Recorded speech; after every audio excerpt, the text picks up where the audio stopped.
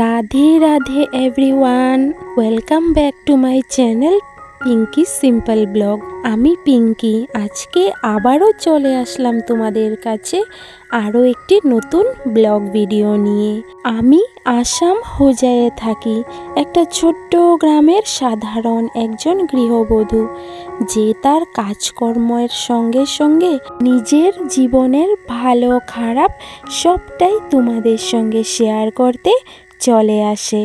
আশা করি আজকের ব্লগটিও তোমাদের কাছে অবশ্যই ভালো লাগবে। আর তোমাদের কাছে অনুরোধ রইল, তোমরা আমার ভিডিওটা প্রথম থেকে শেষ পর্যন্ত অবশ্যই দেখো। প্রথমেই যে প্রাকৃতিক সৌন্দর্যের একটা দৃশ্য দেখলে, সেটাও কিন্তু আমাদের গ্রামেরই একটা অপূর্ব দৃশ্য। খুব ভালো লাগে দেখে। সকালবেলা উঠে এই দৃশ্যগুলো দেখলে কিন্তু মনটা অটোমেটিকলি ভালো হয়ে যায়। তার জন্য তোমাদের সঙ্গেও একটু শেয়ার করলাম, যাতে তোমাদের কাছেও আমাদের গ্রামের দৃশ্যটা দেখে ভালো লাগে। তো চলো, এই তো আমিও কিন্তু আমার ঘরের কাজকর্ম স্টার্ট করে দিলাম। ঘুম থেকে উঠেই আশিবাসি কাজকর্ম সেরে নিলাম। সকালে রান্না বাড়া হয়ে গেছে, ডুগ্গুসোনা স্কুলে চলে গেছে, কিন্তু তোমাদের দাদা ভাই এখনও কাজে যায়নি, একটু বাজারে গেছে। আমাদের ঘরের বউয়েদের কর্তব্য কি? একটা সংসারকে সুন্দর করে সামলানো, সুন্দর করে রাখা, সুন্দর করে চালানো, ঠিক না? যেইভাবে চালালে সংসারটা সুখে চলবে, শান্তিতে চলবে। আমরা কিন্তু প্রত্যেকটা স্ত্রী সেটাই চাই। তো আমরা সব সময় আমাদের তরফ থেকে পুরোপুরি চেষ্টা করি একটা সংসারকে কিভাবে চালালে সংসারটা সুখের হবে। আর আমরা কিন্তু যথাসাধ্য চেষ্টা করি ঠিক সেইভাবে চালাতে। এই তো আজকেও ঘুম থেকে উঠে সংসারের কোন কাজটা আমাকে প্রথমে করতে হবে বা কোন কাজটা করলে আমার ভালো হবে, আমরা কিন্তু সেই কাজটার মধ্যেই একদম শরীরের দিক দিয়ে নেমে পড়ি। প্রথমত আশিবাসি কাজকর্মগুলো সারলাম, তারপর গিয়ে রান্না বাড়াটা সেরে নিলাম। আর রান্না বাড়া সারতে সারতেই ছেলের স্কুলের টাইম হয়ে গেল। তো ওই তো ছেলেকে খাওয়া দাওয়া কমপ্লিট করিয়ে সমস্ত কাপড় কাটি সামনে এনে দিলাম। ছেলে রেডি হয়ে গেল, তারপর গিয়ে স্কুলে চলে গেল। ছেলে স্কুলে চলে গেল, রান্না বাড়াও শেষ হয়ে গেল। তাই বলে কি আমাদের সংসারের দায়িত্ব শেষ? একদমই না। তারপরেও কিন্তু একের পর এক কাজ আমাদের রেডি থাকে, তবুও আমরা ত্যক্ত হই না, আমরা একের পর এক কাজ করতেই থাকি। ওই তো মাঝে এক ডেকচি গরম জল বসিয়ে দিলাম। গরম জল কেন করে নিচ্ছি? আজকে বিছানার চাদরগুলো ধুয়ে নেব, যেহেতু নোংরা হয়ে গেছে। তো ওগুলো খুলে টুলে সুন্দর করে রেখে দিলাম। আর এই যে আগের দিন দেখো কত কাপড় কাটি ধোয়া হয়েছে, তো আধা কাপড় গুছিয়ে নিলাম। তখন দেখলাম তোমাদের দাদা ভাই আসলো, তো ওই কাপড়গুলো এমনিই ফেলে রেখে আবারও চলে গেলাম রান্নাঘরে। গিয়ে তোমাদের দাদা ভাইকে ভাত দিয়ে দিলাম, এদিকে টিফিনটাও প্যাক করে দিলাম। তো ওই তো খাওয়া দাওয়া করে বেরিয়ে পড়লো। তারপরে এই তো আমি কিন্তু আবার আমার কাজে লেগে পড়লাম। এই যে আগের দিনের কাপড়গুলো গোছানো হয়নি, যেহেতু একটু হালকা হালকা ভিজা ছিল, তো সকালবেলা ঘুম থেকে উঠেই কিন্তু আমি রোদ্রে দিয়ে দিয়েছিলাম। তো এখন শুকিয়ে গেছে, এনে এখন গুছিয়ে নিলাম। আর এদিকে কিন্তু আবারও অনেক কাপড় বের করলাম ধোয়ার জন্য।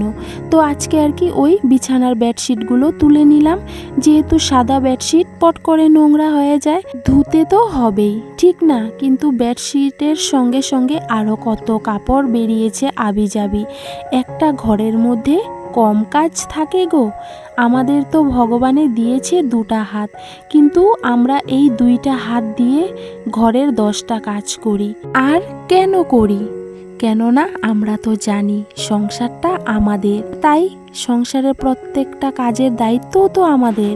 আর সেটা কিন্তু আমরা ভালোইভাবে জানি, তাই সংসারের প্রত্যেকটা কাজ আমরা নিঃস্বার্থে ভালোবাসার সহিত করতে থাকি। কেননা কথায় আছে না, সংসার সুখের হয় নাকি রমণীর গুণে।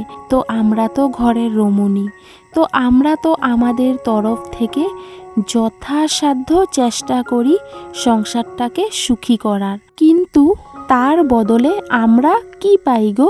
কলার ছোলা। একজন স্ত্রীকে কতটা ধৈর্যবান হতে হয় একটা সংসারকে সুন্দর করে চালাতে গেলে।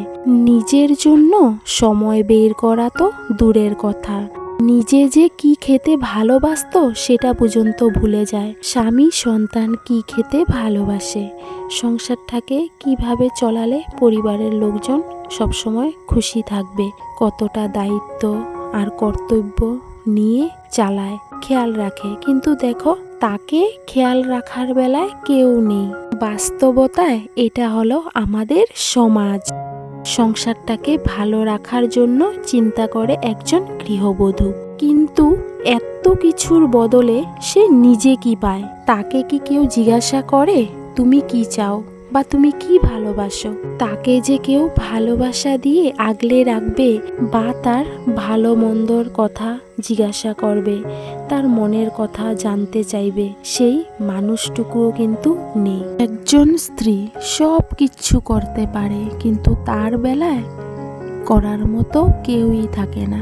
আর যদিও বা কোনো স্ত্রী মুখ ফুটে বলে ফেলে যে আমারও তো কিছু ইচ্ছে, আকাঙ্ক্ষা, স্বপ্ন আছে, তখনই দেখবে সংসারের মধ্যে ঝামেলা শুরু হয়ে যায়।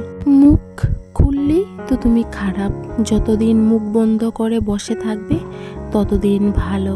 বাস্তব সমাজে যে বউগুলো মুখ ফুটে বলে ফেলে তারা খুব খারাপ, আর যারা মুখ বুজে সহ্য করে তারা সব সময় ভালোই থাকে। আর এমন ভালো তো সবাই হয়ে থাকতে পারে না, তখনই হয়ে যায় সংসারেতে রমণীর দোষ। তার জন্যই সংসারকে ভালো রাখতে গেলে না, স্বামী স্ত্রী উভয়কেই গুণবান হতে হবে, শুধু রমণীর গুণ হলেই চলে না। যাই হোক, অনেক কথা বলে ফেললাম, মনের মধ্যে অনেক কথা জমানো থাকে, তো তাই তোমাদের সঙ্গে শেয়ার করি আর কি। আর এদিকে অনেক কাজও করে ফেললাম। আর আমরা যেহেতু ঘরের রমণী, আমাদের কাজের উপরেই আমাদের গুণের পরিচয়, বাকি অন্যদিকে আমাদের পরিচয় থাক চাই না থাক, ঠিক না? দিকে বিছানার চাদরটা যেহেতু গরম জল দিয়ে ভিজিয়েছিলাম, তাই আজকে আর কি ধুতে অতটা কষ্ট হয়নি, পট করে আর কি নোংরাটা কেটে গেল। তো দেখো আমার কাপড় ধোয়া কমপ্লিট, এই তো এখন চলে যাচ্ছি মেলতে। তো যখন গেলাম, গিয়ে দেখলাম একটা বাসনওয়ালা এসেছে, ওই যে চুল দিয়ে যে বাসন রাখে সেই বাসনওয়ালা। তো আমি বেশ আজকে কয়েক মাস ধরে অনেক চুল জমিয়েছি একটা ভালো কিছু নেবার আশায় আর কি। দেখো না কতগুলো চুল, একদম লোকটার হাতেই আটছে না। তো এই যে কড়াইটা দেখলে, এই কড়াইটাই কিন্তু আমি বলেছি আমাকে দিতে হবে, আর সঙ্গে দুটা গামলা চেয়েছি, কিন্তু লোকটায় মানলো না, বলল না একটা গামলাই হবে।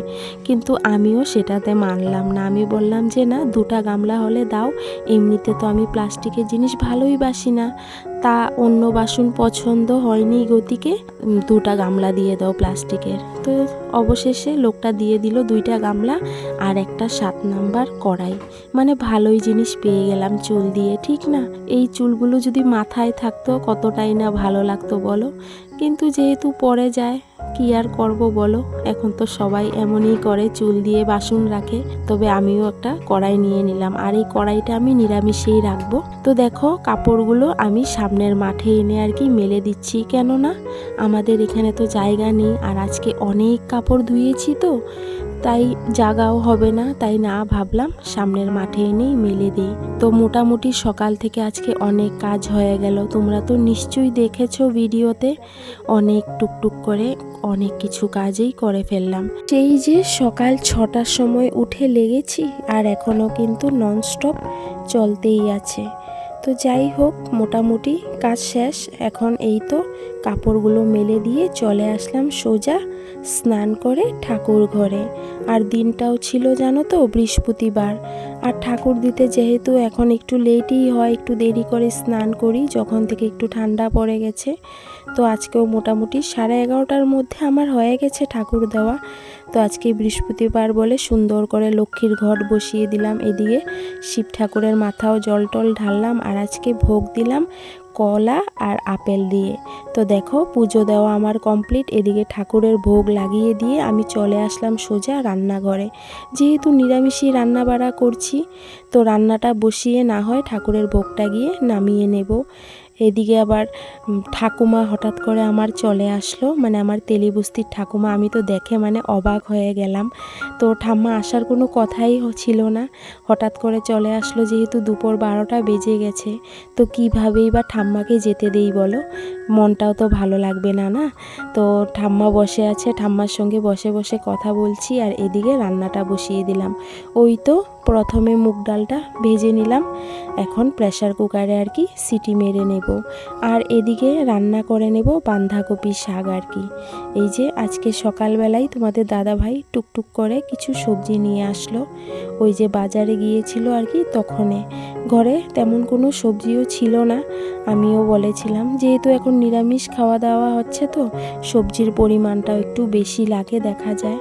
আর আজকে নতুন মটরশুঁটিও এনেছে, তো বাঁধাকপি দিয়ে মটরশুঁটি দিয়ে খেতে তো বেশ ভালোই লাগে, ঠিক না।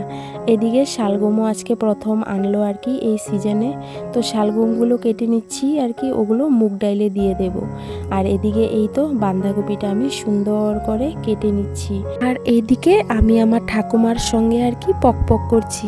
না চলো তোমাদেরকেও একবার দেখিয়ে দিই। এই যে দেখো আমার ঠাকুমা সুন্দর করে বসে আছে।